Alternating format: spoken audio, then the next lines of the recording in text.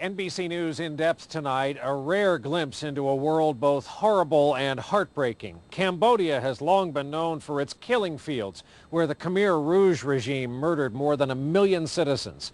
Today it has another rather open secret: child prostitution and a market for it.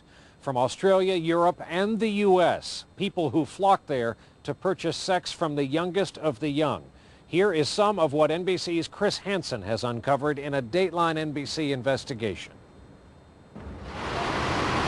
Walk up to any motorbike taxi driver in the Cambodian capital, Phnom Penh, as we did recently with our hidden cameras, and he'll tell you where to find girls for sale. Very young girls. Young maybe 12. 12? Yes. No problem. Yeah, no problem in Cambodia.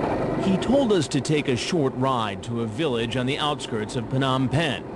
Dateline went there recently with investigators from a human rights group posing as sex tourists. Teenage pimps lead us through a maze of shacks into a back room filled with girls not even 12, as young as 5. Just some of the thousands of children, experts say, are forced into the Cambodian sex trade. These girls say they're 9 and 10 and offer to perform oral sex. One girl, how much? No, you're doing over here. They're 30 and 2 girls? That's 60 American dollars.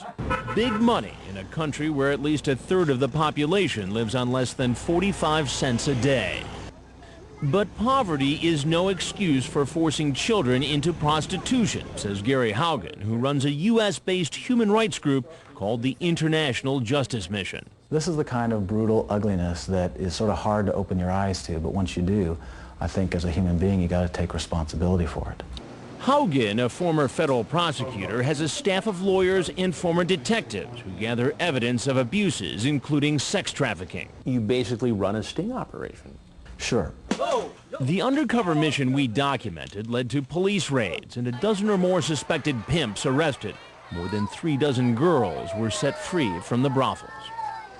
Many are now in shelters where social workers are trying to help them rediscover their childhoods lost to Cambodia's sex trade. Chris Hansen, NBC News. It is a rough business, and it's not over. Chris Hansen's Dateline investigation is ongoing. There will be more on this story in the coming weeks and months.